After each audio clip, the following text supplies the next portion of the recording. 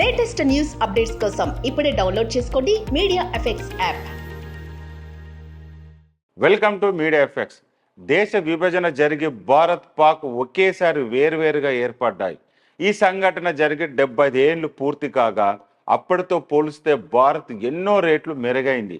అన్ని రంగాల్లో దూసుకెళ్తూ ప్రపంచంలోని అగ్రదేశాల సరసన నిలబడుతుంది. ఆర్థికంగా, రాజకీయంగా, సైనిక పరంగా, విదేశ సంబంధాల పరంగా, ఎగుమతుల పరంగా ఎన్నో రేట్లు ముందుంది. ఇక భారత్తో పోల్చుకుంటే పాక్ ఏ రంగంలోనూ కనీసం పోటీలో కూడా నిలబడే స్థితిలో లేదు. దీంతో ఎప్పుడు భారత్పై ఆ దేశ నేతలు అక్కసు వెలగక్కుతూ ఉంటారు. కానీ గత కొన్ని రోజులుగా భారత్ తీసుకుంటున్న నిర్ణయాలు, విధానాలు ప్రశంసిస్తూ వస్తున్నారు. తాజాగా భారత వ్యాపార రంగంపై పాకిస్తాన్ అంతర్గత వ్యవహారాల శాఖ మంత్రి మొయిన్ నఖ్వీ కూడా భారత్ను కొనియాడారు.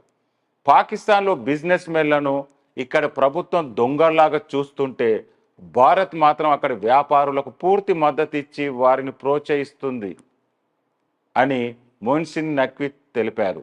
అందుకే భారత్ అభివృద్ధిలో దూసుకుపోతుంటే పాక్ మాత్రం అక్కడనే ఉండిపోయిందని సొంత దేశపైన విమర్శలు చేశారు.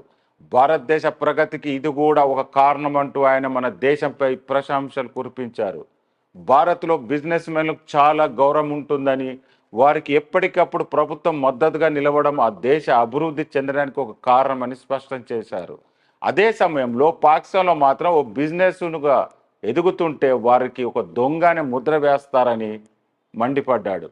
తాను ఒక బిజినెస్ మ్యాన్ అని, తన వద్ద ఉన్న డబ్బును ఇష్టం వచ్చిన చోట పెట్టుబడి పెడతానని చెప్పారు. తన భార్యకు లండన్లో ఆస్తులు ఉన్నాయని, ఆ దేశంలో ఆస్తులకు పన్నులు కూడా చెల్లిస్తున్నట్టు పేర్కొన్నారు. విదేశాలు పెట్టుబడి పెట్టడం తప్పు లేదని, కానీ అక్రమంగా సంపాదించే ఆస్తులపై కేంద్ర దర్యాప్తు సంస్థ విచారణ చేపట్టవచ్చని మొయిన్ నఖ్వీ తెలిపారు. పాకిస్తాన్ చెందిన కొన్ని మీడియా సంస్థలకు కూడా దుబాయ్లో ఆస్తులు ఉన్నాయని చెప్పారు. దుబాయ్ రియల్ ఎస్టేట్ రంగంలో ప్రపంచ దేశాలకు చెందిన వేలాది మంది పెట్టుబడులు పెట్టినట్టు దుబాయ్ లీక్స్ ఇటీవల ఒక రిపోర్టు వెలువరించింది.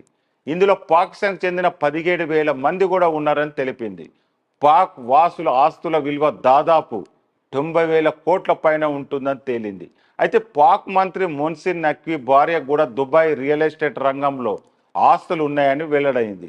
దీన్ని ప్రస్తావిస్తూ నఖ్వీ కూడా ఈ వ్యాఖ్యలు చేశారు.